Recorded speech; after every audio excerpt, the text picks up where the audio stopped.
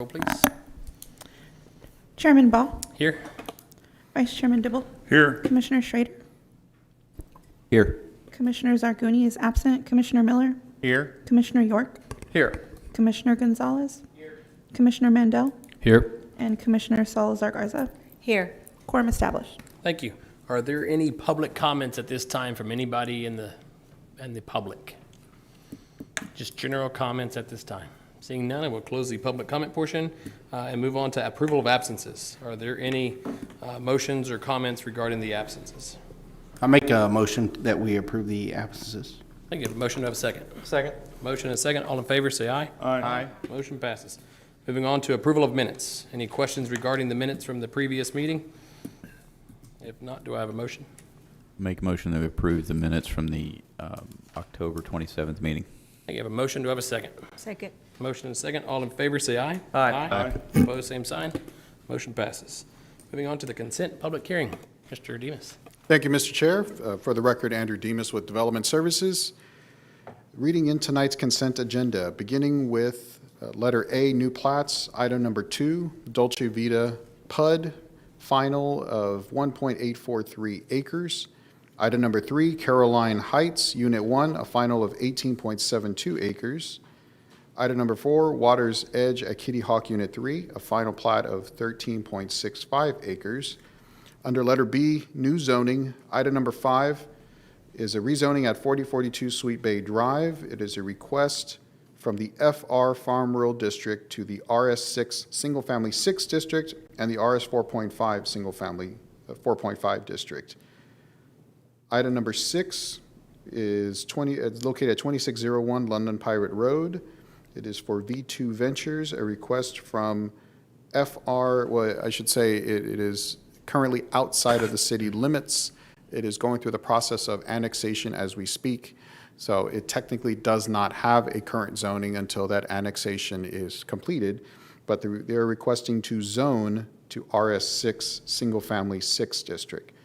Staff and the TRC recommend approval of the plats, and staff recommends approval of the 2 zoning cases. And if there are any questions, I'd be more than happy to address them. Thank you. At this time, do we have any questions for staff? Commissioner Schrader? Yes, item 5 on new zoning. All of those,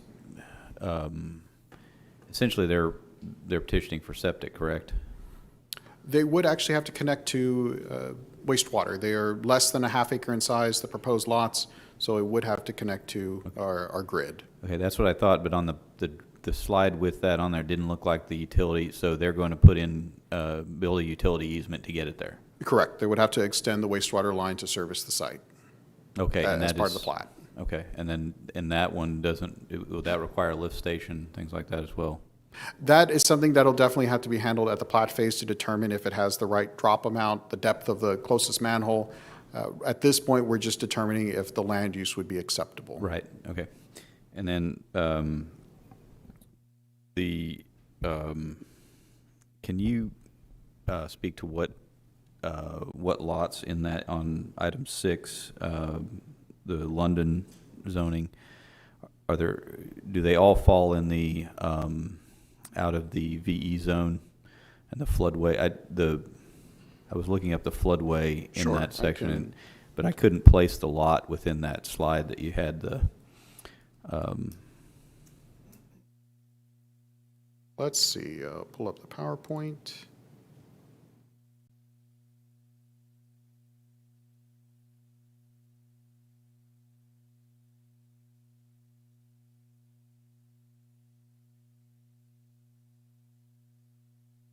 Okay, so comparing the site plan, which appears to keep out of the floodway. So if you can kind of follow this same meandering line, lines up with this same meandering line, keeping development outside of the floodway. Now you will still have development in the AE zone, which will have a base flood elevation they'll need to meet. Right. But out of the floodway, there is no development located. Okay, so that essentially the back of the lots, for lack of a better term, is the Correct. southern boundary Border of that upon floodway. the, if the creek were ever to swell, it would border upon that. Okay, thank you. Yes, sir. Any other questions for staff at this time? Seeing none, moving to public hearing. Does anyone wish to speak on items 2 through 6?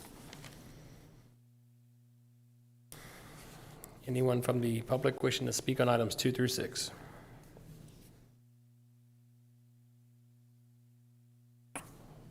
Anybody from the public wishing to speak on items 2 through 6? All right, seeing none, I close the public hearing for items 2 through 6 and move on to further comments, questions, or a motion. I'll make a motion, we approve. Approve items 2 through 6 as presented by staff. I'll second that motion. I have a motion and a second. All in favor, say aye. Aye. Opposed, same sign. Motion passes. Moving on to public hearing item C, number 7, under time extensions. Thank you, sir. So for item 7, we have, it'll be the third extension request for Westwood Heights Unit 4, a final of 9.06 acres. It is in the process of going through a reimbursement agreement, so that does have to eventually be approved by City Council. The applicant is requesting that the time extension be granted so they can continue on with that process. It is for roughly about 40 homes. Are we changing the verbiage to extend this to 1 year eventually, and/or a number of extensions, right? I mean, this is only 3, I understand that, but. Yes, it is a priority of our UDC rewrite to examine not only the time frame of each extension, but also qualifiers. Is there anything we can do administratively? So yes, that is absolutely a goal. Thank you. Any questions for staff regarding item 7? Seeing none, I will open the public hearing for item 7. Anyone wishing to speak on this item? Seeing none, I will close the public hearing and entertain a motion for item 7 for the time extension.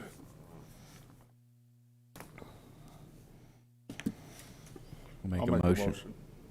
We approve the time extension for item number 7. Second. I have a motion and a second. All in favor, say aye. Aye. Approved. Motion approves. Thank you. All right, moving on to item 8. Okay, thank you, sir. 8, 9, and So- 10, if I'm corrected. Yes, exactly. You beat me to it. So 8, 9, and 10, it's kind of a 3-in-1 deal. They all resound around Manning Acres, Lot 1R and Lot 2, which is a final of 9.816 acres. It is outside of the city limits. And so I'm going to pull up the PowerPoints for both the wastewater and sidewalk waiver requests.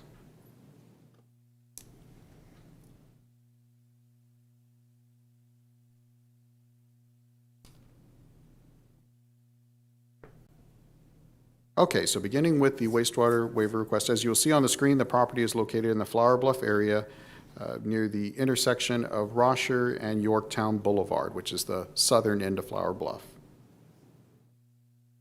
As you can see, here is a location map of the connection that would be required to the master plan. Here is the estimate, which is just over the $3 million mark. Now, platting requirements to construct wastewater facilities, of course, this is our code language that says when is a wastewater waiver potentially viable, and then these are the steps that they must go through to essentially prove the case for such a waiver. And here are the standards in which we judge reasonable accessibility. Our main goal, of course, is that if lines of sufficient capacity are within 1,000 feet of the subdivision. And here are the review criteria listed directly out of the code. So after looking at all the facts of the matter and taking into account what the potential connection would be, which is quite a bit of distance, well over the 1,000-foot mark, we are recommending approval of the wastewater waiver for wastewater construction. Now, the question that I would anticipate is, what about the fees? Because normally when we see these cases, it's tied to also a fee exemption. In this case, the fees were exempt as they were previously paid on the lot. So that is why it's only a waiver at this point for construction. Thank you. Anything with the sidewalk at this time? That'll be on my next PowerPoint, but that if you have any questions about the wastewater half, I'd be more than happy to address them. Any questions regarding item 9 for the wastewater? I see none. All right, I'm going to open the public hearing at this time. Any questions regarding, or any comments regarding item 9? No comments. I will close the public hearing. right, at this time, we'll entertain a motion for item 9 for approval of the wastewater exemption. Before I make a motion, I want to clarify, Mr. Demus, you Yes, sir. said that the fees have been paid under a previously approved project or development that was abandoned or something? Correct. It was, that project did not move forward, but according to the information from staff, we discovered that it had already been paid. It didn't really give too much of a backstory on what the circumstances were, but we did confirm it was paid for those wastewater construction fees, or lot and acreage fees, I should say. Okay, so those remain regardless of, those don't get returned if somebody doesn't do a development or Correct. anything. They just remain paid, and then that can apply carrying something forward. Now, if the project type changes and it needs obviously something else, that I'm assuming that gets If it factored were in. to further subdivide, we would have to take another look to see if any new fees would be applicable. But Okay. fortunately, that box has been checked. Okay. I make a motion that we approve, this is item 9 as presented. Just a quick question. Did we say we were approving 8, 9, and 10? No, we're approving 9 at this time for the wastewater only. And then we'll move on to the sidewalk, and then that'll go with item 8. Gotcha. Correct, Andrew? I'll Yes, sir. second that motion. I have a motion and a second for approval of item 9 as presented. All in favor, say aye. Aye. Opposed, same sign. Motion passes. On to item 10. Thank you. So this is the sidewalk half, so to speak, also requesting a waiver on the same subject property located in the Flower Bluff area. Now, as you can see on this slide, the yellow line is to signify the proximity of connecting to an existing sidewalk network, which is roughly about 1,200 feet. Now, the difference between, of course, where we talk about wastewater, that you're X amount of feet away, there is no such threshold set for sidewalks. I would want to point out that the property next door to the west, and including the property across Rocher also to the west, are not platted, which means when those properties come into plat, they will also be required to install a sidewalk. So that is one of the key points are mentioned later in the PowerPoint, that as you would have construction on this site, the network would continue as adjacent properties also develop, which may or may not lead to future waivers requests by those property owners, but the connection is viable in this circumstance. So here's a view to the east on Yorktown Boulevard. To the west. And here's a view of the plat itself that is being requested. And of course, based on the information that we have, after doing an analysis, we are recommending denial of the waiver request, that the sidewalk construction is viable and it should be constructed on this site. Thank you. At this time, do we have any questions for staff? Commissioner Gonzalez? On the properties that are adjacent on the west, are they residential, are they vacant? They are currently zoned, I believe the lot next door is zoned residential, and on the other side of Rocha, I believe it's commercial zoning, a CN1. On the one that is residential, do we know approximately how many acres it is? That is a good question. Just judging by the rough size, I believe it's just a couple of acres, a little bit above 2 acres. But the key point is that it's unplatted. So Right. when they come through the platting process, we will look at the same infrastructure question. So you may have a future wastewater waiver request because it's going to suffer from the same issue. The difference is when it comes to sidewalks is if this property next door is to construct the sidewalk, that is how this property will connect. So you are building a network. So by asking this property to build a sidewalk, the subject property, if the next door property ever comes in to plat, they would be obligated to construct and continue that sidewalk back towards Rocher. So this is a good opportunity to establish the network. Okay. Commissioner Dibble? I think it's bar ditches on both sides of Yorktown, is that correct? I believe so, yes, sir. Are there any plans, expansion plans for this section of Yorktown? I know it's 4-lane, I guess, a little bit past Rodfield, and then it, So the latest bond project for 2020 is for the design of the widening of Yorktown between Rodfield Road and what we call the Mud Bridge. On the future bond project will be the actual construction of that widening, but it stops at the Mud Bridge to the west of the property. and So this is on the other side of the Correct. Mud Bridge. Yes, sir. And then, I know we ran into this with bar ditches, like the stuff off of, I don't know if off of McKenzie by Toloso and, I mean, effectively, you know, if I'm in a wheelchair or need that accessibility, how do you get it having to go down a bar ditch and then back up to even hit the sidewalk? And that is where slopes and ADA compliance for that 2% slope is important. So at the time of construction, public improvements will especially look for those issues to make sure that is a gradual slope and not such a steep incline. But Well, I'm assuming the sidewalk gets constructed outside of the bar ditch on the flat part, correct? it would have to be constructed within the right-of-way, so it would, in some cases, the culvert might need to be covered, and you'll actually have underground storm, or they would have to potentially create a pedestrian access easement on the private property, and that's what we've done in other circumstances.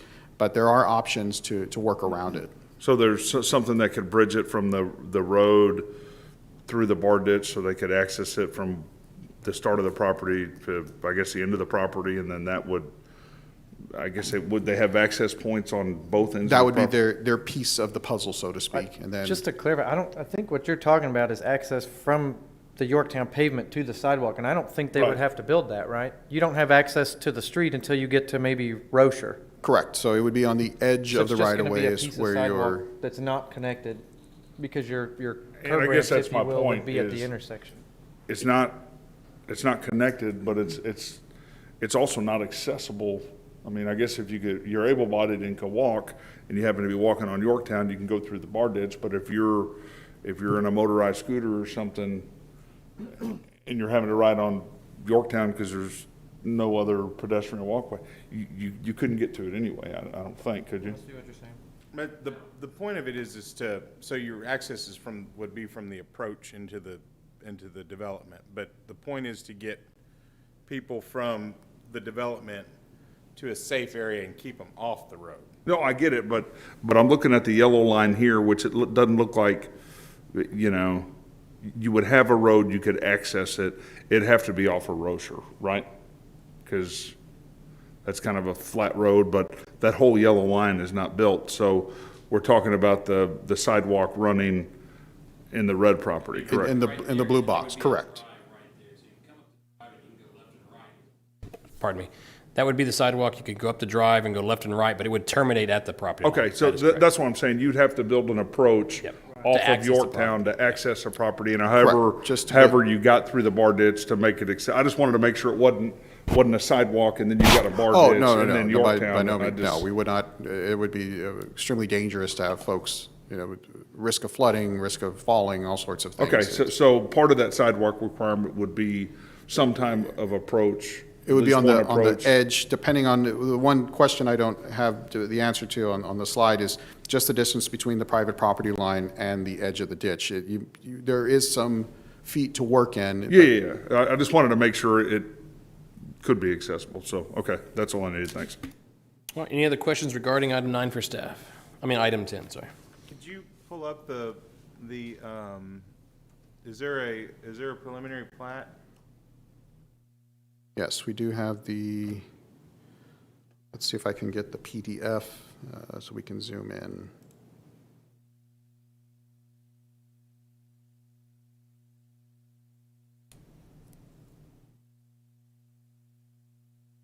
Okay, that's the memo. Let's go back to plats.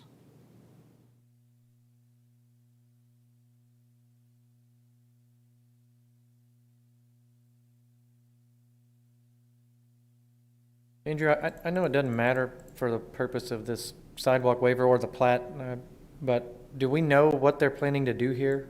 with It this is two a lots? single-family home. So the remainder, they've just got 2 access points, I guess, on either side of it, to the back? Correct, leftover? which is, it's not an uncommon design, so if this is going to be more of an ag use in the back property, you're going to have a horseshoe, so to speak. Okay.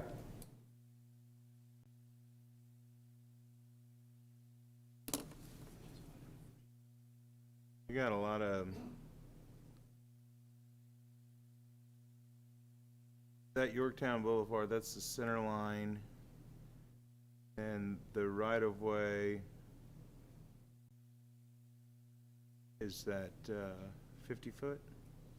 Just correct, so just Yorktown is not fully built out, so it's probably not the full 40 feet to 50 feet to center line. It's probably half of that, what actually exists today. That's where you're going to also have the bar ditch and then room for a sidewalk. And a lift station. Well, fortunately, the lift station will be within the easement, so it'll actually be outside of the right-of-way. Okay. But it is it's busy, so to speak. Got it. Thank you. Any other questions for staff? Yeah, sorry, the lift station question, is that just because of a master plan in the future is going to happen, or we hope so, or is there Correct. something actually there? No, that is a proposed due to the master plan. Okay. All right, at this time, we will open the public hearing regarding item 10. Anyone wishing to speak on item 10? Seeing none, we will close the public hearing and consider further conversation or a motion. I do have a couple quick comments. One, Commissioner as York? usual, this is a great opportunity for cash in lieu of. Like Commissioner Dibble was stating, there's bar ditches, but to that, in this case, normally I always make the point from a design standpoint, if you're going to try and squeeze the sidewalk in the right of way with a bar ditch, you're squeezing the bar ditch. And that still stands, but it is worth noting here, they actually have 10 foot of additional right of way in front of this property where they could put a sidewalk, where on either side they don't. So when those neighbors plat, they will have to dedicate that additional right of way too. So that means there's 10 feet of land where there's no ditch right now that is going to become right of way. So they could put a sidewalk there. I'm kind of on the fence on this one because everything tells me when they actually widen Yorktown in 5 or 10 years or whatever, it's still going to get ripped out because it won't be at the right elevation or something. But I do think they could build it and it would not conflict with the ditch. And luckily, the property is narrow. Right. And to your point, they will have a driveway access. I don't think the driveway has to be accessible. That would be at your curb ramps, which will be at, your access to the street. That would be at Rocher and whatever else in the next street is. So it doesn't, people use the driveway. It's pretty common as an access point, but they're not always accessible. And I don't think they have to be by code. Don't quote me on that. It's either every 4 feet, or you can use a driveway in lieu of for a For turnaround. a turnaround. I'm talking about to get to the street, from the street to the sidewalk. It may or may not be, the right slope, but anyway, that's my 2 cents. Any other comments or a motion or further discussion? Did you already call for public comment? Open and close. I'll move that we deny the sidewalk waiver. I'll second that. I have a motion and a second. All in favor, say aye. Aye. Opposed, same sign. Motion passes. And that also carries with item 8. Is that true, Andrew? Do I need to? You probably would want us, if I didn't. it only motioned for number 10, 10. then you will need a separate motion for I'll number move we 8. approve item 8 as presented. Motion, do I have a second? I have a motion and a second. All in favor, say aye. Aye. Motion passes. Just for the record, as presented, it was recommended for approval. It was recommended for denial. Yes, it was. Plat, I mean. It was recommended for approval, and now it would be with the wastewater construction waiver, Okay. but without the sidewalk waiver. Moving on to item 11. All righty, so last week we went quickly through this PowerPoint, which I'll try not to rehash too much, but essentially the key points on this presentation is that, as you know, the Navy conducted a study, a 2020 version, so to speak, of the AICUZ, Air Installation Compatibility Use Zone, specifically for Waldron Field and Cabaniss Field. And so as part of those new maps, as you know, whenever we make a zoning decision, we look to see if the property sits in one of these AICUZ zones, which are also known as accident potential zones. Part of those issues and what this study is presenting is we look at land use compatibility, and of course we look to protect the Navy's mission. Now, again, the two fields under study were Cabaniss, which is a 971-acre training airfield. Cabaniss is different than every other airfield in the United States. It is the only multi-engine training facility, period. So that's why we protect it with so much importance, or we label it that it's a high priority, because it really is a game changer. Waldron Field is a little bit smaller in size. used more for touch-and-go landings. I know the Navy's in the process of exploring funding to replace some of the runway materials as they've kind of degraded over time, which is not uncommon. Both of these fields were constructed during World War II, so it does need quite a bit of upkeep. So things that we look at first are changes to the maps when it comes to land use. I'm sure most of you have seen these maps. The bold lines are the old layer of AICUZ dating back to 2010. AICUZ as a whole was first adopted in the city back in 1985. And so as every about decade of time passes, a new iteration of the maps comes out. Funding did limit the ability to also analyze Naval Air Station Corpus, which is also called Truax Field. So that is why it's limited to just Waldron and Cabaniss at this time. I know a future phase will more than likely occur to cover the Naval Air Station area and analyze those properties for land use compatibility. But nevertheless, as you can see, the layers have shifted for both Cabaniss and Waldron as far as what the flight paths are. It is a pretty long document, which I can be more than happy to send you all a copy if you do not have one already. That breaks down flight paths, it breaks down noise, it breaks down the land use compatibility issues, and then what types of aircraft actually use each field. And so this slide is just to represent some of those changes. The next slide, which is to me just as important as land use, is generation of noise. As you can see on the right-hand side, while the core of what we would call dangerous noise levels, above that 60, 85 decibel range, you're going to have a gradient map, which is the left-hand side. So yes, the installation itself keeps the dangerous noise levels inside of its bounds, but that doesn't mean it's completely silent outside of those bounds. The purpose of the left-hand side is to show how noise changes, increases and decreases as part of each of those flight paths, and this is specific to Cabaniss. Similarly, Waldron, as you can see, is a little bit noisier of a field. Some of those lines reach outside of the boundaries. The blue line is to show what is the 2020 version. So those levels have shrunk on the right-hand side of the screen. And for the most part, again, those dangerous levels are still within the bounds of Waldron Field. But as you'll see on the right-hand side, it is not by any means a quiet, silent field. The difference between Cabaniss and Waldron, fortunately, is that Waldron does not have nighttime flights and is pretty much just when it was in operation, and right now it's suspended for repairs, but when operation, it was just for touch and go. So you're not having any traffic actually sitting on the tarmac at Waldron. Now the next steps, what you'll see in a few upcoming slides is we're recommending a text amendment to the UDC. Right now the UDC is not crystal clear. What it says is you can use the AICUZ maps for making a determination in a rezoning case, but it does not say the latest adopted or the latest presented AICUZ maps. So we feel just to clean up the language, which is just a one-line amendment to say we will now use the latest study or latest adopted maps as part of our rezoning analysis. Other steps that we've been able to undertake in the recent past were the creation of the compatible districts, which you may have seen from time to time. You'll hear about the IC district and the CC district. Those are called industrial compatible and commercial compatible. We use those in instances where we agree either an industrial use or commercial use could go on a specific property, but we want to use controls like floor area ratios to make sure there is not a large congregation of persons that presents a danger. That's become very important. If those of you kept up with the news, the crash that happened in Fort Worth, we are a little bit ahead of the curve by creating these districts to say, yes, this is not dead land, you can still develop, but we want to make sure you build things like warehouses or mini storage or car washes, things that won't generate a lot of noise or dust and especially won't congregate persons. So if, God forbid, there is an accident, it will not have damage. You'll have damage to property, but not to life.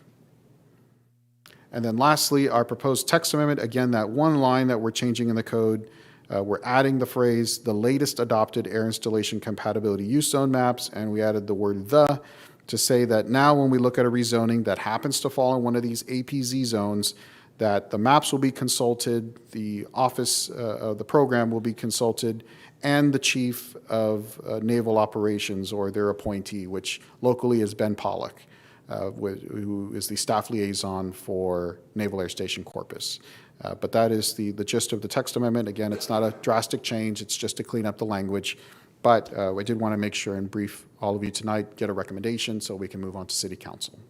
Great. Any questions for staff regarding item 11 and the text amendment? Commissioner York? Yes, got a couple of questions.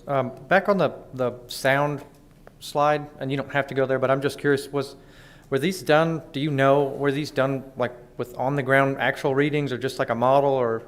No, to the best of my knowledge, they took a random sampling of readings and then used a model to fill in the gaps, so to speak. But yes, it was ground truthed. Okay. And then, next question is, did you say in the last meeting that this is kind of the, making this UDC text change is kind of I guess a precursor to, potentially future zoning changes that are not brought by the applicants in these areas? That is something that when the Airport Zoning Commission was first established about 3-4 years ago, that was a discussion to start if there were going to be city-initiated rezoning. So if we see properties that are in quote-unquote imminent danger of having a large-scale development which could congregate persons, and we know for sure it's in a hazard area, we could take the steps to initiate that rezoning. I think in other circumstances where your other hat of Airport Zoning Commission would come into play is especially areas that are outside of the city limits. That board has the power to establish zoning districts outside of the city, and that is important, especially south of Cabaniss Field, where you have large amounts of agricultural land.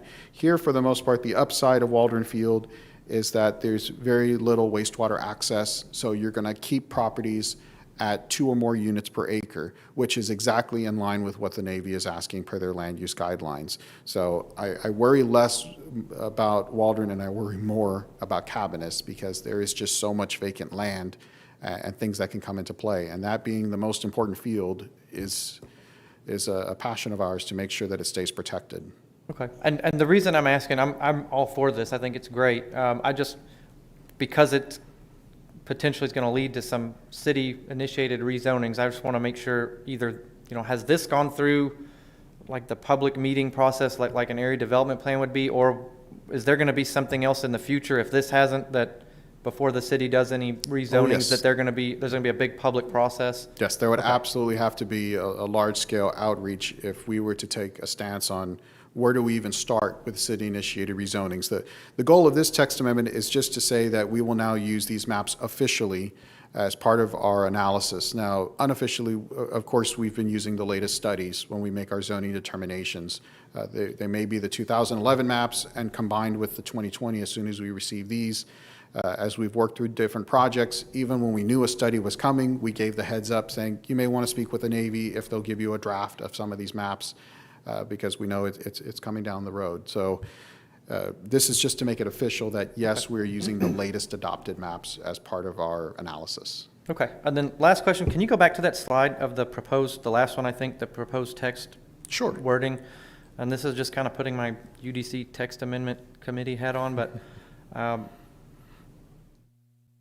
you're changing the word or to and I just wonder, Is that going to potentially create situations where every time we have a rezoning request in one of these zones that the chief of naval operations has to respond? And so if they don't, it's going to delay the process? That is an absolutely good question. So maybe could we, just a suggestion, I'm not saying we need to do it, but maybe like and/or in case they're too busy and it's obvious and staff can make the call? Sure, we can absolutely do that. Just something to consider. I can tell you in the conversations I've had with Lieutenant Pollock, he has to consult his superiors on every time because the Navy is, of course, like anything else.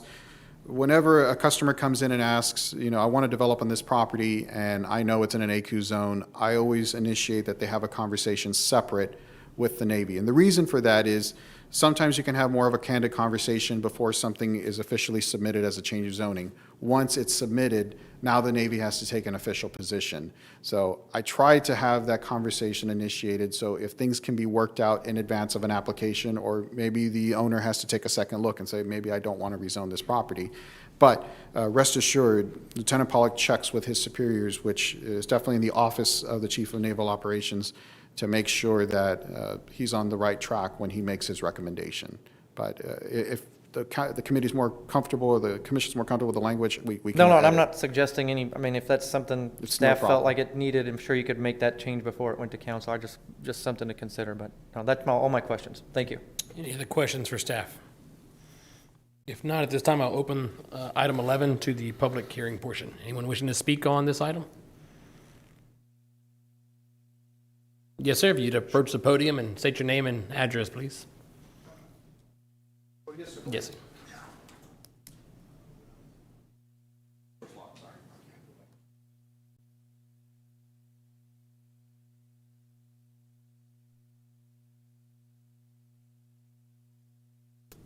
This one right here, yes, sir. And just your name and address, please. My name is Fred Garza. I'm at 7210 Wind Willow Drive. It's interesting, I had this conversation today because we're looking at a piece of land out there. I came here for another thing, but they actually have the land, the old land for sale, which was the land that the school district sold. Now it's for sale. And my question is, will any of this be taking effect here pretty soon? Because you're going to have people bidding on this particular project, okay? Because it's out for bid to buy those 30 acres of land that they, they let go to build on the other side, which I think is kind of crazy because we have a church there that's in that fly zone, and it's got plenty of people in there, but, it is what it is. But will this be coming into effect here pretty soon for the people that are bidding on this thing? Because how do we know what we can develop out there and what's going to be acceptable? Do we need to get with the Navy, or you guys talk with the Navy and say, hey, this is what we're going to come up with when you come up with this new proposal? If I may be of assistance, this amendment change is it's just clarification. It's not changing anything. We currently utilize the AICUZ when reviewing zoning items and making recommendations. Okay. So anyway, so that's kind of my comment, because if we're looking at this particular thing, we want to make sure if you're making an investment, you're making a safe investment. And if you are going to buy this property, what's going to be able to be built there? So when we talk about how many people can come into, let's say, a shopping center, or you guys mentioned a car wash. There's a lot of people in there. So what's going to be, I guess, down the road, what's going to be the amount of people that are able to come into these different areas?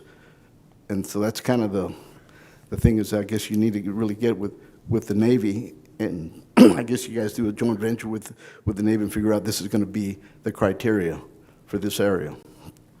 That was my concern. No, thank you for your comments. And basically each situation would be presented to staff, and then they would make the recommendation to coordinate with the Navy, and then that would kind of dictate what you can and can't build there. So Yeah, it's actually look before you buy. that's exactly right. Yes, sir. Thank you for your comments. That particular property, it's pretty well known, Yeah. Yeah. what can be done there. But what this does, and what I actually kind of like, contrary to Michael York's comments, I kind of like that the chief naval officer has to take a position on it, because, whenever the whole Carroll High School thing was going on, it was like, yeah, well, we talked to the Navy and everything was fine. And then something changed. Well, there wasn't that official piece of paper yet that was given to them with their, written opposition to the development. And so this will kind of clear up all that, oh, we talked to them, or they said it was fine, or whatever. This makes them, forces their hand and says, okay, Navy, take a position on this particular case. So I think it's a good idea. Thank you, Mr. Garza. Any other questions from the public regarding item 11? If not, I will close the public hearing portion and entertain further comment, questions. Oh, and just to add, I do have a letter of endorsement from the Navy supporting the text amendment. Great, thank you. That's good to know. Or a motion. I didn't check the letterhead, but it said Navy on it. Question, Yes, sir. and I'll Commissioner York. make a motion, but we are being asked to make a recommendation of approval? Correct. Okay. Then I move we recommend approval of item 11. I have a motion. Do I have a second? I have a motion and a second. All in favor, say aye. Aye. Opposed, same sign. Motion passes. All righty, on to Planning Commission Training Series. All right, well, I'm sure training is everyone's favorite thing to do, but at the request of a few commissioners, I thought it's a good time. We're coming up on the end of the year. It's a new budget cycle. It's a good time to kind of do a quick refresher. This is only 88 slides, so we'll go through it pretty quickly. I'm joking. Thank you for that. It's just for the record, this is better at 6:10 than at Oh, yeah, 8:30. 8:30 last time. So starting off, and I try to use a lot of pictures, so is that where does platting fit in? As I like to say that the comp plan is the brain, it's the compendium of books, it's how we plan to see the future of the city. Platting and zoning are the muscle, that's how things get built and how you actualize a plan. Those codes, every UDC, every Muni Code section is somehow rooted in a comp plan, whether it's number of density of lots per acre comes from how we foresee future land use and how a specific neighborhood should develop. So everything ties together in theory, but it does happen in practice as well. So what is a plat? This is how you legally subdivide a piece of property and are able to establish a lot and block number, what we call a legal description. That legal description is unique to this particular lot.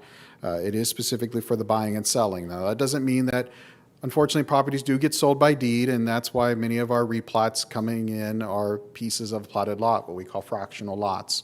And over time, in older parts of the city, you do have folks that may sell half of a lot to an aunt or an uncle, and now they're coming in, they want to build a house and realize, technically, I don't have a platted piece of property. So that is why it's important, and why we get to the next slide of why plat. What's the purpose of a plat is, as one of my former colleagues used to say, it's about getting folks on the grid. It is connecting them to water by some means of wastewater. Sometimes it's septic, sometimes it's in ground, but it's getting them on the system. More importantly, in this recent time, it's been all about stormwater, how water drains, how it's contained on site, how it flows to either an underground system or is controlled on site. Those things weren't such a big issue 10 years ago, but with climate change, wherever anybody stands on the issue, we are seeing effects of a change to stormwater, and especially every time there's a hurricane, we're noticing which areas flood and which properties are now holding water versus others. But I say all of that to say is part of plugging into the grid is not just how you're servicing the site, but how water discharges off of that site. Now, why do you need to plat? The main reasons you will need to plat is to divide a land into parts, combine lots into larger lots, apply for a building permit, or to receive a tap. So even if you have an unplatted piece of property and it happens to already have a house constructed, in order to get a water tap or to get a wastewater tap, you do have to plat the property. So that is another way of how we catch the folks that still have those unplatted pieces. Now, what are the common scenarios? I always like using pizza as a way of explaining, because everybody knows pizza. And so platting is all about how you cut up the slices, is that if I already own a property, can I sell off a piece without replatting? No. Texas Local Government Code specifically says there are only very few exceptions that will allow you to sell off by deed, but 99.9% of the time, it cannot be done by meets and bounds. You have to plat the property before you sell off a piece, so you are selling a legal piece of that subdivision, a lot and block number. Hey, can I ask you a question? Please, on this is conversational, so please interrupt. Obviously, I've seen that happen before anyway. Even on, I know it more common, I think, on big farm tracts, but I've seen it happen on smaller tracts where they just went ahead and, well, we already bought it. And it's like, how did you do that? What are the penalties, if any? Like, does that ever get enforced? And, what happens if anybody ever get in trouble for doing that? The penalty is they won't be able to pull a building permit or receive a utility tap. That is how we control if properties, even if they're sold by deed, and they do whatever reason they choose to do that's on them. But the point is they cannot come in and build a house on that property. So let's say they do subdivide illegally and sell to another owner. That buyer may or may not know that now they've not bought a dead piece of property, but a property they can't build anything on if they're required to have a building permit, because the very first flag is going to be you don't have a platted piece of property. And so that's something we've stressed time and time again to our plan reviewers, that when they receive a set of plans, the very first thing they should check is the property platted, because that is a make or break issue. So that's on the city, and like at the state level, I mean, is this actual law? Like, are they breaking the law? Are there state penalties involved with that? I've never seen anybody actually get in trouble for this. You're correct. It is a state law, and there are penalties, and it is a Class B misdemeanor to illegally subdivide. I don't know if it's heavily enforced, but it is prosecutable. Thank you. That's where we have colonias. If those familiar with the term, you'll have illegal subdivisions outside of the city limits where they have, homemade septic tanks. They may be running off of a well. The quality of that water is questionable, but that is usually it comes to light, like Buck is mentioning, about misdemeanors because these property owners are now creating a health hazard. So folks are making a homemade septic tank and you have this spike, and only because I worked on the Colonia Initiative, years ago, but you have this spike in gastrointestinal diseases because folks are now exposed to all kinds of germs, so that's the nice way to say it, because of these kind of homemade septic issues, and there's leaks and all sorts of things that are not good. But that's why it's prosecutable, because the landowner that sold it to them essentially set them up for failure. But yes, part of that state statute is that any property subdivided, which it should be legally subdivided, must have access to water, wastewater, and access of some form of right-of-way. Now, another common scenario, as you can see on the screen, is I have a single-family home that sits on 2 lots. This happens everywhere in the city. There is not one part of the city that is untouched.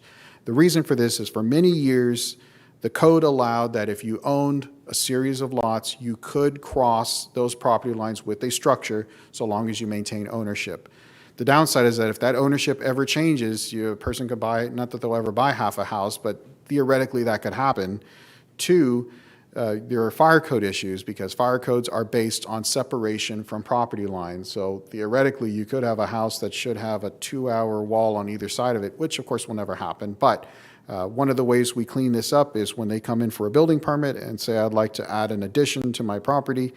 While we do have exemptions in our code to allow them very small additions, for the most part, we recommend now is a good time to replat, combine those lots together. Most of the time, if these are 2 platted parcels and they're not fractional, we can do it administratively. So Planning Commission won't even see this plat. It's called a minor plat, and that's where you're combining a series of platted lots into one big one. And I'll cover that in a few slides. Can I bug you for another question? Go ahead. So I'm doing working.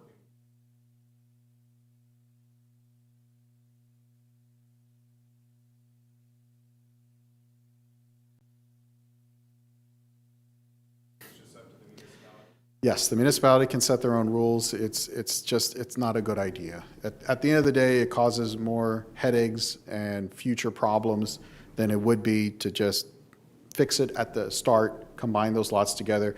Most cities have an administrative or minor plat process. So just like Corpus, they would not have to go through a planning commission. They can cut that time down to the 30-day shot clock, so to speak, and just get the plat recorded. It's done internally. But every municipality can set a rule, just as we used to say you can build across property lines so long as you maintain common ownership. Commissioner York? Thank you. So, question on, I've seen this happen several times, and so anytime somebody plats a new piece of property, they have to pay the fees, right? Acreage fee, pro rata, in the future impact potentially. When this happens, I kind of feel bad because it's usually a single home owner and they're replatting to add a garage, apartment, or whatever they want, and they have to pay platting fees. And I've just always wondered, when is it considered, like say this happens and even these big farm tracts are technically platted. It's just an old survey, but it was a plat, but we don't call it platted. Where do you draw the line on if you're living in an old subdivision and you want to do this? How do you know if somebody's going to have to pay the fees or if they're exempt or if they've been paid? Sure, and that's a very good question. So as part of the application process, we do investigate. So very much like the case earlier tonight, the wastewater exemption, they had already paid the fees. So part of that research and analysis is we do have a very old AICUZ database that tracks what fees were paid on which property. Some information also comes from the county appraisal district of when the lot was first established.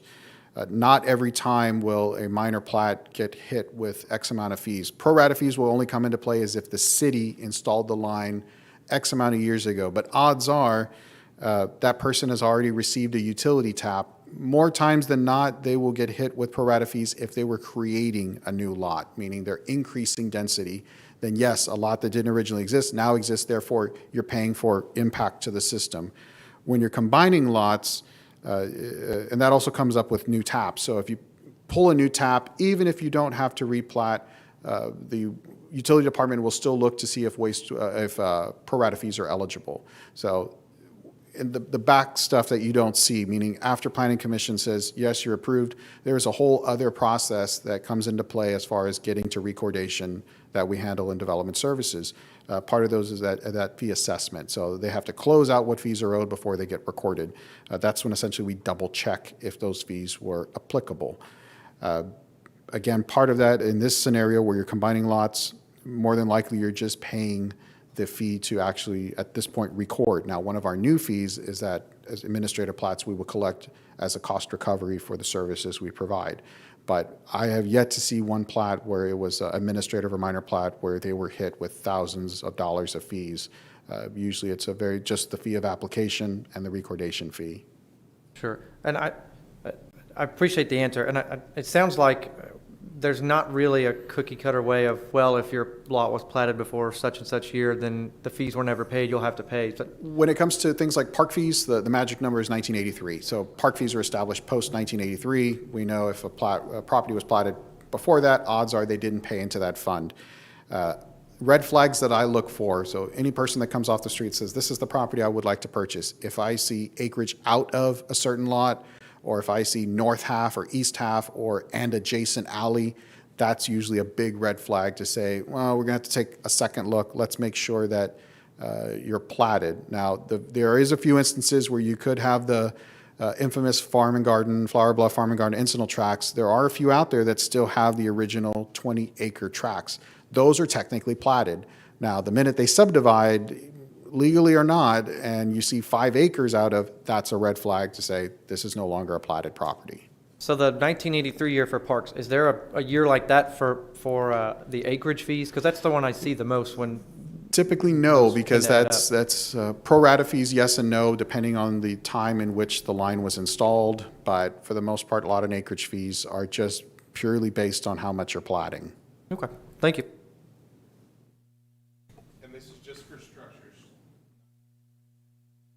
Correct. So now that's a trick question, and the reason for that is the code says that if you pave more than 4 parking spaces, it requires a building permit.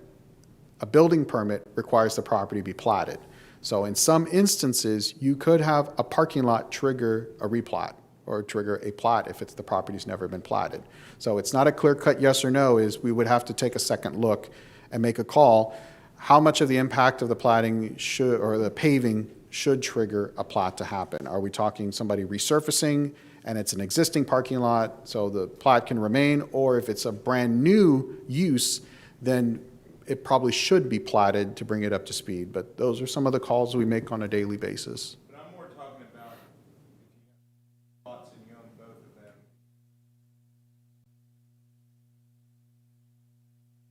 Property line. Technically, you would have to get an access easement with yourself. There's 2 ways to address it. You could either actually dedicate an easement, so whether or not you sell the property, that happens when you have properties in tandem and you'll have a panhandle. The problem that we've seen is property A and B are owned by the same family, and then B sells off to another person, and A and B of new B owner get into an argument, and property A cuts them off access because they never had a platted easement, or it was never platted to begin with. That is why we say plat the property. It secures your access. If you don't have enough width, you can do an access easement to make up that difference to meet the lot standards of the UDC. But it's better to have something on paper saying, yes, I have the right to have access, because it's one argument away from now having to walk to your house and parking on the street. It's one of those issues. Awesome. Anything else on platting? I do have one more, sorry. And I'm sorry to jump ahead on fees. I'm sure It's you'll okay. probably get on that later. But actually, to do with this, so you're talking about administrative or minor replats. I've had a situation where a client was not in Corpus, but they had more. So I think by state law, it's 4, right, is the max to do a Correct. minor replat. So you can take 4 lots, combine it into one. Well, they had, let's say, 8. All they wanted to do was combine the 8 into one. And I think it was 4 and 4 on the end of a block or something, and the city was going to make them go through the process, and the client, who happened to be a realtor, had a smart idea and said, well, I could just do a minor replat, and then minor replat the two together. And, I mean, it's kind of going around the system, but are there any rules against that, is what my question? We do have the rules about the maximum. I believe you can't combine more than 20 lots into less than 4. You're capped at 4. So if you have 20 lots and you're creating 4 quarters, then you're okay. You can still do a minor. There are some also rules for amending plats.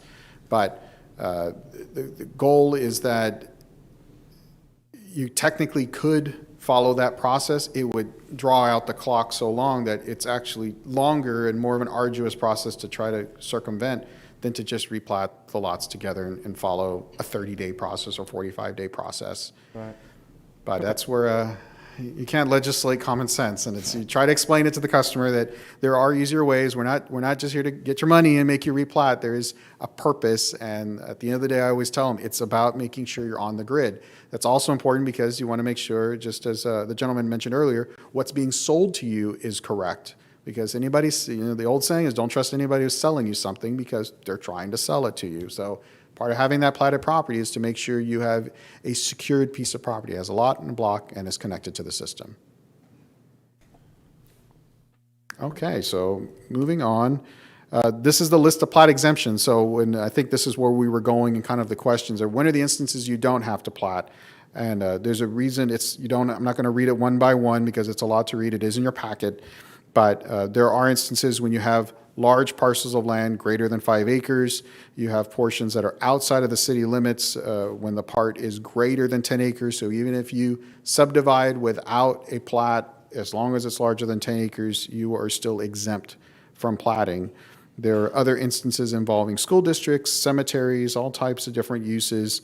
Of course, you have issues that involve submerged lands at the bottom of the list. That's when it comes into play, what's called an LSLS, Licensed State Land Surveyor. I think there's only 3 of them in the state, so they're kind of hard to get a hold of, but there are specific rules when it comes to submerged lands.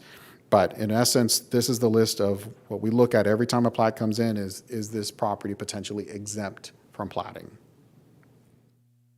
Now, what are the types of plats? I say it's like picking an ice cream flavor. First, we're going to start off with master preliminary. These are your big conceptual plats. I have 300 acres. I want to build 2,000 homes. This is where I'm starting, my ultimate goal. From that master preliminary level, which you're going to use things like density, it's going to have your outline of roads, your outline of utilities. It's not going to get into the minutia of this is going to have 12 lots and this is going to have 50 lots and a park's going to go here. It doesn't get that detailed. This is just our master vision.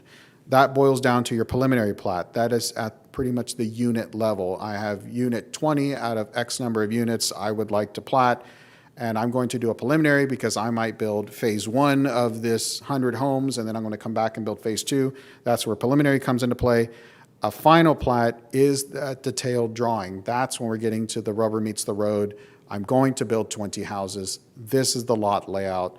These are where my utilities are going to be. These are my public improvement plans. I'm ready to go. And then lastly, the minor amending, I like to call those the cleanup ones. That's where I'm combining platted lots. I'm moving a common lot line, or I just platted a piece of property. I change my mind and I want to vacate that plat. So in some instances, we have folks that wanted to combine 2 lots into one. Later, they thought, you know what, I wanted to sell that lot after all. I want to vacate that plat, go back to 2 lots. And it's a administrative process. We do it internally. But those are the types of plats we see every day. You will only see the top 3, as the last one are administratively handled.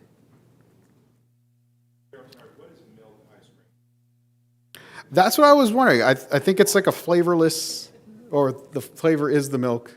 The ice cream. I was trying to find something without the labels that say it's like Baskin Robbins, and then I didn't want to worry about copyright issues, so I thought I'll leave a brand off and come up with something kind of generic. But when I pick a plat, I think about picking a flavor.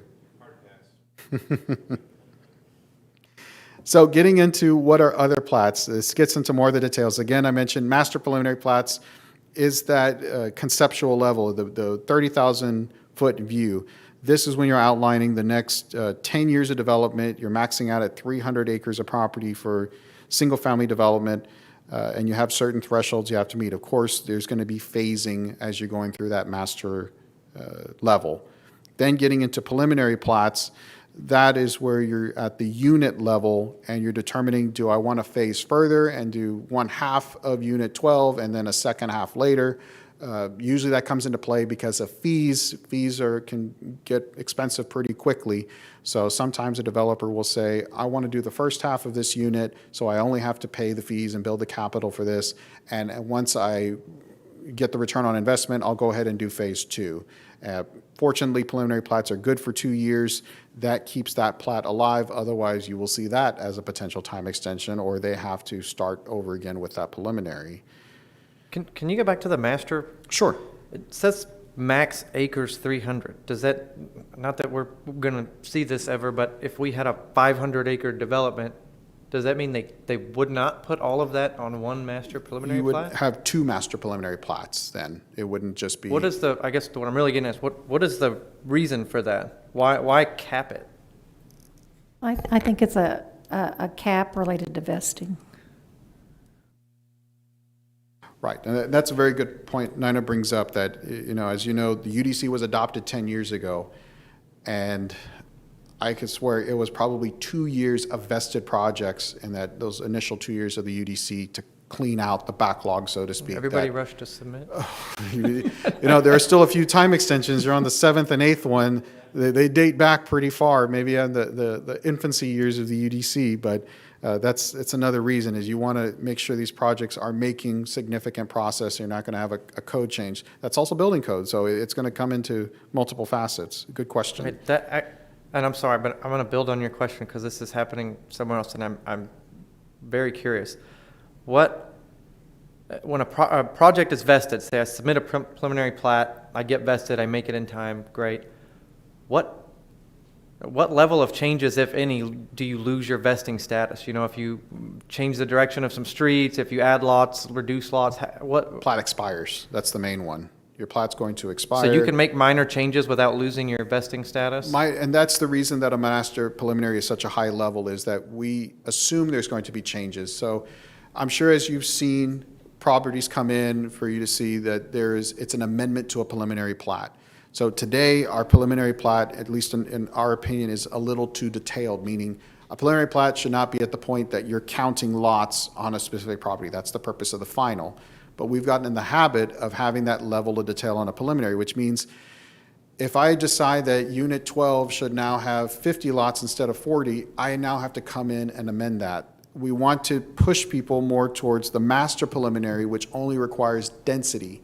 So if you started off with 40 lots and you want to go to 50, as long as you stayed in that 4 to 13 medium density residential range, you don't have to go through an amendment. So there's ways of simplifying the system and essentially using tools we already have in the toolbox to make that process simpler. And when you would amend the plat, it would go to that new date. Your vesting would go to that new date. So any formal amendment, then you're now locked in at the rules from that day. That is correct. And so again, that's why we're really trying to encourage that this community utilize the master preliminary plats more, because you come in at a conceptual stage and you aren't worried about the level of detail at that point in time. And then your detail is applied in your preliminary and your final. I think that would save a significant amount of time and expense, in my opinion. But I was astonished when I came in and I saw the level of detail that was being submitted. So I think it would be certainly advantageous for our development community to look at this process seriously. Agree. Thank you. Okay, so we just briefly talked on preliminaries. Again, this is still a bigger picture level at what I like to call it the unit phase. So think master preliminary, entire subdivision. Unit level is your preliminary. If you want to phase that unit into smaller pieces, the preliminary plat can still accomplish that goal. Your final plat is that micro level. That is where I'm getting down to, I'm ready to build homes. I would like to final out this level of plat. I'm ready to install public improvements and pull building permits. And then lastly, again, the things that we do in-house are Minor amending and vacating plats, those are handled administratively. That's where it's the creation, as you mentioned, the plat of 4 or fewer lots fronting on an existing street. You're not creating more density, you're not adding a new street, you're not having to install any infrastructure. So this is a very crucial phase because that is when we have to make a determination. If public improvements are required, you're now a replat, you're no longer a minor. And that can make a big difference on what the cost that the owner was anticipating, of course, in spending on having the process completed. So that's why we encourage early assistance meetings. We encourage, please reach out to us before you even buy a property. Reach out to us. We can see if there's anything on the master plan that would require construction. It won't be a final decision, but at least it gives a hint that there could be something down the road that could pose a financial issue. And of course, we have a plat application process. That process is first and foremost a completeness checklist. The plat application itself looks like a daunting task. It's multiple pages, but I can tell you 2/3 of that is a checklist. That guide is there to help you, any person off the street, to know exactly what they have to turn in as part of submitting a plat, whether it's a minor, whether it's, you'll see different type 1, type 2, type 3. That's more language we use in-house. The idea would be is you're going to have a type that's a public type of plat that requires a notice. So those of you, if you ever have platting in your neighborhood, you get a pink letter in the mail that says there's a plat happening. There is non-public notice, which means it's a commercial type of property, or you have lastly plats that are administrative or minor, and those don't require any type of notice as well, where you're having that process underway. The next step, once I get a complete checklist and I've turned in my application, everything is good to go, that will go to the technical review committee. The technical review committee is made up of folks, of city staff from multiple departments, as well as what I like to call our franchisees, AT&T, Time Warner, Spectrum, AEP. I'm trying to think of another off the top of my head. The Navy is a big one, and they will give comment on every single plat that's submitted. Whether it's minor, administrative, it doesn't matter. They comment on every single plat, and that is to lead into revisions. So I've yet to see ever a perfect plat turned in. There's always some small change that needs to happen. It could be some typographical error, it could be a signature block is missing, but no matter what, you will receive revisions. In our process, what we call an alternative process, meaning whatever is submitted to us, the applicant has a chance to make those changes. Something I'm going to be changing on the plat application is to give an option to the applicant. They can either take the straight 30-day statutory process, which means whatever you turn in is going to come straight to Planning Commission, and that very much might have the chance of having a staff recommendation of denial because revisions need to occur. The alternative process is what we pretty much do today, and that means that the applicant has a chance to make revisions before it moves on to Planning Commission. That's essentially like fixing your test before you finally turn it in for a grade. So to What's the clarify reason that, for that? well, to clarify that real quick, Yeah. we cannot deny a plat, so it won't make it to us if it doesn't It wouldn't be pass. eligible, well, That you're saying it wouldn't meet the requirements? they therefore it have the wouldn't- right to submit for hearing before the Planning Commission their plat. So we cannot ever stop a plat from coming to Planning Commission, but we can make a staff recommendation of denial that X amount of things need to be corrected on that plat to meet Sure. Texas We just Local don't see Government that. Code and the That UDC. doesn't happen. I guess, but I'm not Staff- understanding. 8 years, we have not had one that comes through here that we, Well, we it's don't staff- agree Staff, with. staff works with the applicants to make sure That is that correct. it's in. But if you fact- did, if that you doesn't allowed happen. that, we very well could. So I'm just curious, what's causing staff to even bring that up as an option? Is it because, are y'all having problems, I guess, with this 30-day shot clock thing and how to navigate the rules of it? Well, the 30-day shot clock is important because if we do not handle it in 30 days, it is automatically approved. Corrections are not, that it goes through.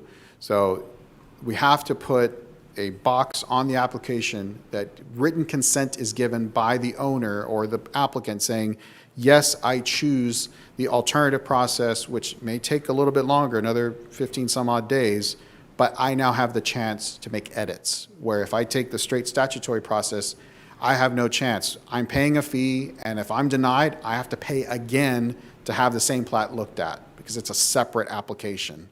So does the current process, if I understand it right, the 30-day clock starts when you officially tell the applicant your application is complete. You're complete and scheduled for technical And then review. it pauses every time you finish reviewing and send it back, right? That's Is actually something, a discussion. That's what I'm we've been- asking. Are y'all losing that ability to pause it maybe? It Is that why we're seeing this? There is a text amendment that needs to happen to clean up the language as far as how the alternative process works. What we do have to insert in the UDC is the straight statutory process that says 30 days, what you turn in goes to Planning Commission. It's still going to get reviewed by technical review, but there is no, do not pass go, do not collect 200. You're going straight to Planning Commission. Alternative process means you do have the chance to make those edits. You will receive the revisions. I understand that. I'm struggling to see how the straight through is a good option for anybody, because it seems like on the consulting end or for the applicant, straight through means you're going to get denied unless you just made a perfect plat and you met all the has to. Well, there requirements. could also be a recommendation of approval with conditions. Correct. Okay. And So if it's a real simple replat, I mean, you if there could do were that. simple comments, maybe some typos or things that were So there's some mislabeled. places where it's not just like a fail-safe so that you make the shot clock. It could be useful, is what you're saying. The statute is if you deny it, then I think they have a window of 14 days for the next planning commission to make the corrections and get it back to you for a second reading. Now, that's assuming they're minor fixes. Or you can do, as Nina mentioned, approval with conditions. If they're minor fixes again, we as staff would determine whether or not the corrections met the requirement. If we get into an issue where they contest saying, staff is saying I'm not meeting the requirement, I'm saying I am, then I have to come back to planning commission and prove my case. Okay. And so after planning commission, let's say, just like tonight, you approved a slew of plats. I did want to mention that an applicant can request tabling. Yes. And, as long as they consent to it in writing to us, that decision could be extended and it could be tabled. So we had the case where a preliminary plat was tabled recently. So as long as we have that in writing, that is also an option available. Andrew, on the technical review committee, so. Sure. If there's comments that come back and the applicant disagrees with them, we've just had this comment or this situation, and we come back and sit down with the whole team and go back through it, does that happen often? Do people go back and forth on that? Or is it, hey, this is a review, this is a committee, and this is what we're doing? I'm just curious. In any industry, you're going to have folks that disagree. They will, just like milk, I see milk ice cream and it's really vanilla. And that's where, fortunately, this alternative process gives us the ability to sit down if it's, and not to pick on one department, but let's say I don't agree with what traffic engineering says that, I can put a driveway here. I don't care what traffic engineering says. We can have a sit down. Development services will typically take the role of facilitating that meeting between the two sides. And if there is an obvious solution, we'll definitely try to implement that. If it is something that is make or break, we can tell them you can apply for a plat waiver. You can plead your case to the planning commission, just like we have waivers tonight for fees and construction. You have that opportunity. Now, whether or not staff will recommend approval of that waiver is a whole other question. But the applicant has that right, and we do try to resolve things before it hits planning commission to resolve those comments. And that's my point. So the way we handle plats is it's either a recommendation of approval and it meets technical review committee and state requirements, and that's really all our option is to approve that.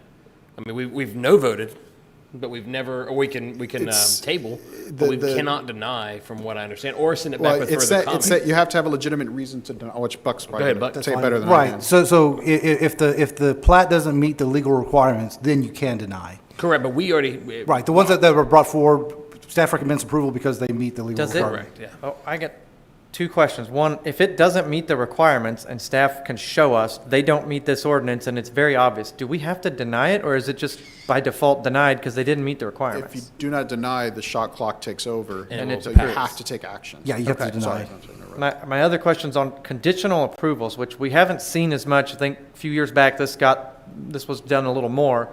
We have some, but with waivers, but like conditional approval where there's comments that have been unresolved, where staff has gone back and forth, and it's, well, we'll kick it down the road and you'll deal with it at building permit or whatever. Does that, if there's a condition where a comment is unresolved, does that technically mean that they have not met the requirements and then they're technically, approved. we could deny it legally? If it's a minor, well, that's where the decision-making capabilities of the commission to determine what is the threshold. But the yes or no answer is yes, you could deny it.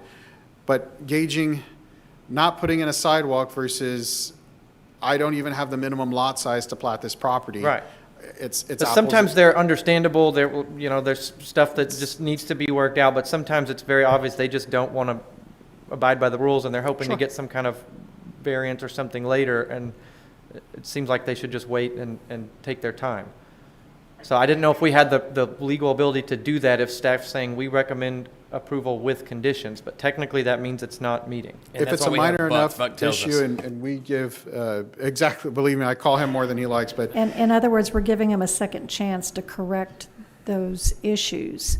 And they may want to contest the issues in front of Planning Commission Right, as but so well. how does So that that go? gives the Planning Commission an opportunity to make the determination if they believe it is consistent or not with our ordinances. But if we recommend the approval with conditions, we never see it again.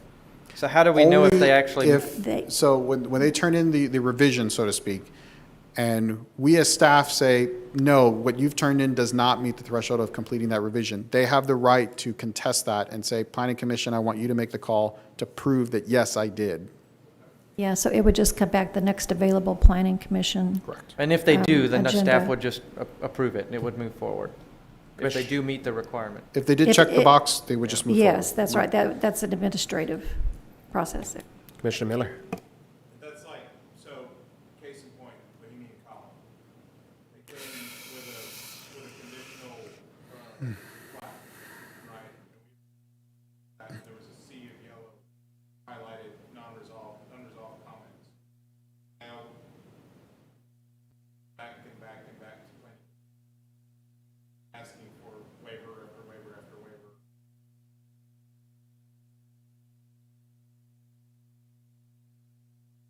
That's kind of what we're talking about. Correct. So if just a random example, if our code says the radius of a cul-de-sac has to be 90 feet, and they say, I can only fit in 80, and fire department supports me, so we bring it to planning commission, you give them a conditional approval, they make the case to fire, fire says, you know what, it's fine, it'll work out. Yes, we administratively can say that box has been checked, they move on. Now, if it's something they cannot resolve or there is a disagreement, that is where it comes back to planning commission to make the call.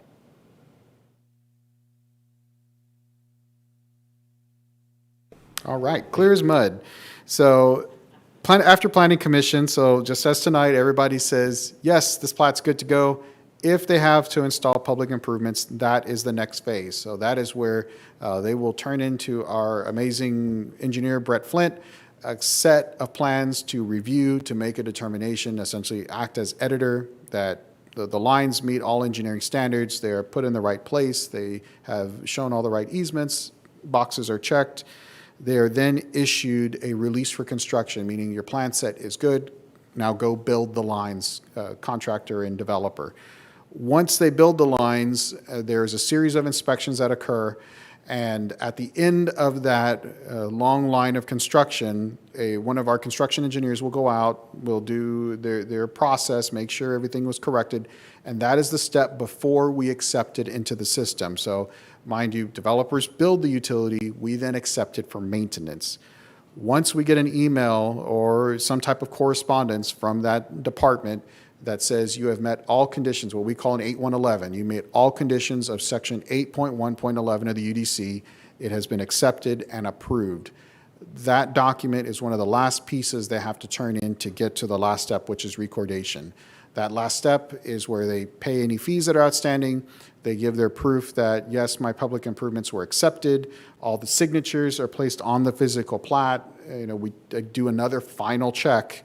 That is then taken to the county, and it is actually recorded. So it seems like a very long process. This all happens, many steps are happening at the same time. So theoretically, your public improvement review can be happening at the same time your plat is also being reviewed.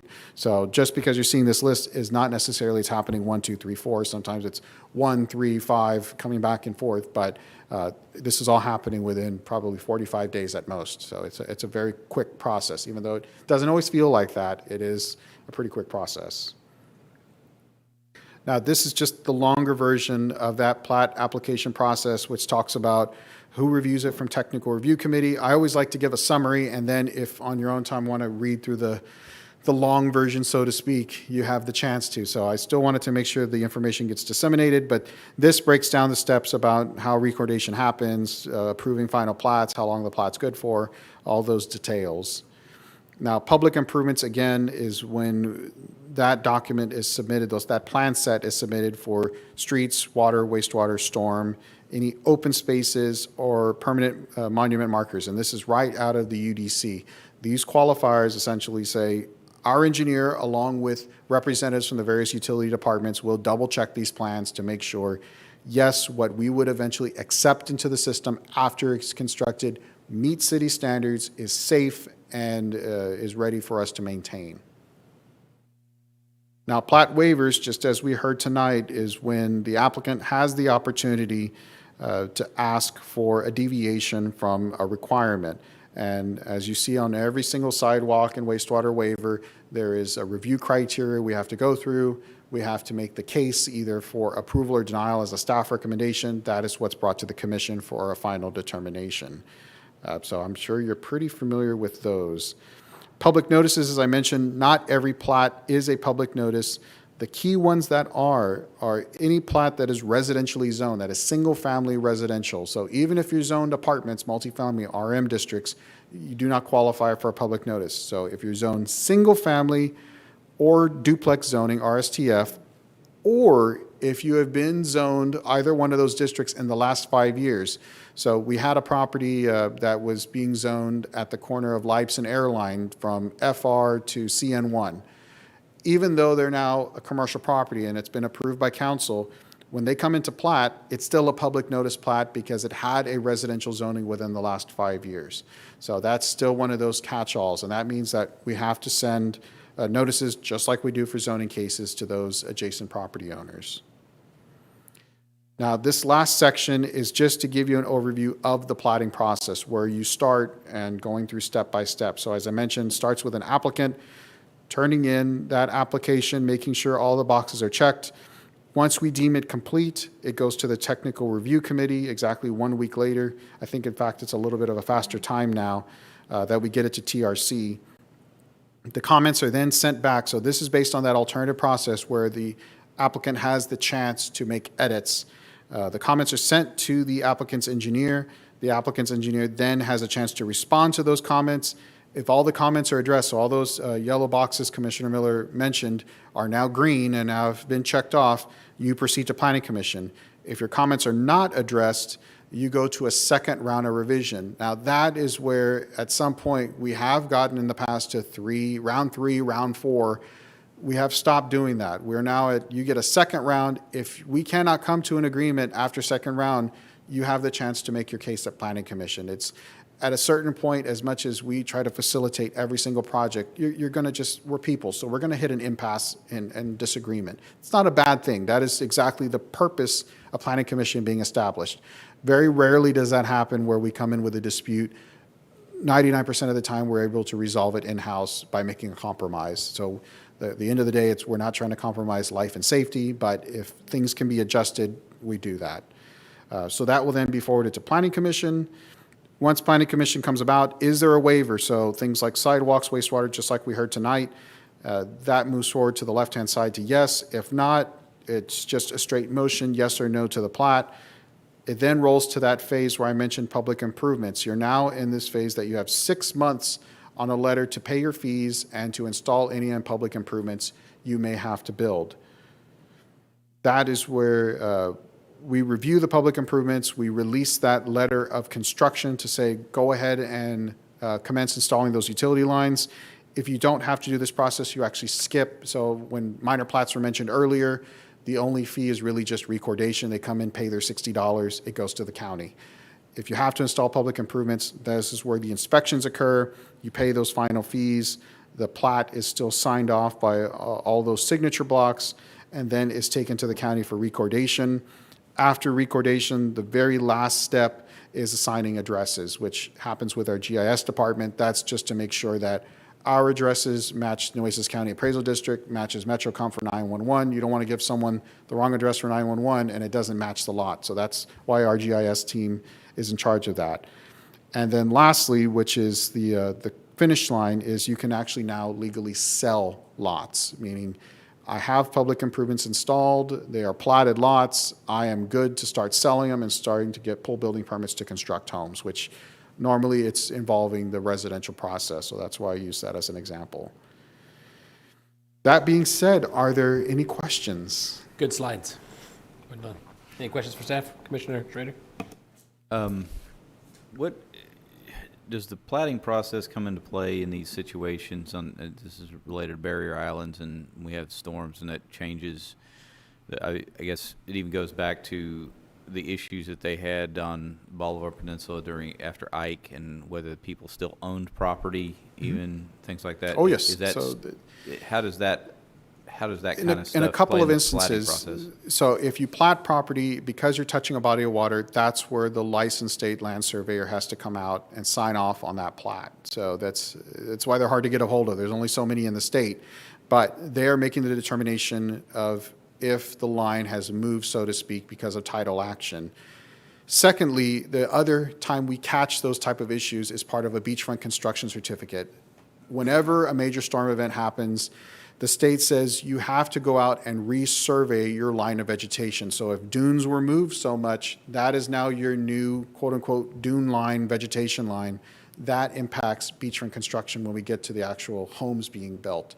So there are a couple of times when that issue comes. Doesn't happen as often as you would think, but whenever you plat next to a body of water, if you did own property touching that line, that shoreline, an LSLS has to sign off. That's the short answer, so to speak. When you have that situation, whether waters of the U.S. or dunes, I think they function the same, as in they move, is that boundary fluid, or do you have to, is there language in state law or maybe on the plat that's required that says, FYI, this boundary moves with the water and, your property line's going to change? Or? There's not really pins you could go out and measure, so to speak, out in the water. It does happen along Laguna shores. You actually have lots that are platted, but they're submerged.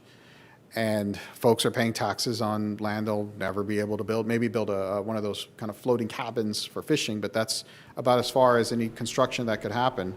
But yes, we have seen a line. It's not that the line of the property will move, is that you're subject to mean high tide line average changing if there's a storm event. But the actual property line, you can own property that goes out into the water. On the Finger Islands, on Padre Island, some folks own property to the center of the canal, other folks the property line into the bulkhead. Even if the water level changes, there, so to speak, pins that would exist physically do not change. So like like the canals, they own the water, it was written that way. But if you buy something adjacent to, say, Oso Creek maybe, and you bought to the edge of the water, or you bought to the edge of Oso Creek, but that's waters of the U.S. So if their boundary changes because of erosion or whatever, then does your property then shrink? Or grow, I guess, whichever it is? Yeah, I guess we're talking about two different things. You have your property. I don't know if we're talking about you have your property, but you also have, I guess, the platted lot. So the platted lot doesn't change. Your property. Right. Well, that's what I'm asking. So is the plat then, is that boundary line that's on the water, is that a fluid boundary, or do you still own 30 feet into the water because the water came in? Right. You still own that platted lot line. If it were 300 feet and 20 feet was in the water, now it's 30 feet into the water, you still own that line that's pinned. It's still yours. I would correlate navigable waterways similar to a highway. If the highway moves, it's kind of like a right-of-way. It's a right-of-way just moves through your property now. You still own the underlying, but the right-of-way over your property.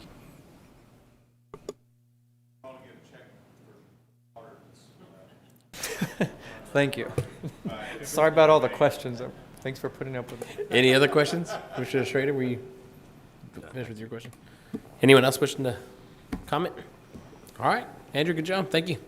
Moving on to Director's Report. Good evening. I did want to announce that the Development Services Task Force meeting is going to take place on November the 19th at Clayburgh Bank, again at 5350 Staples in the Staples Community Room. And again, that'll be at 9 a.m.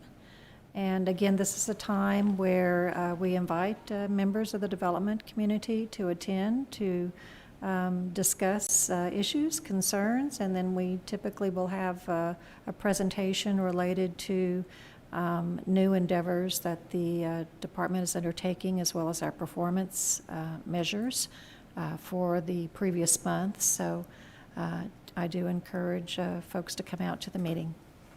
Great, thank you. Anything else to be scheduled for future agenda items? Do we know when the Midtown or Bay Area redevelopment committee is going to start meeting?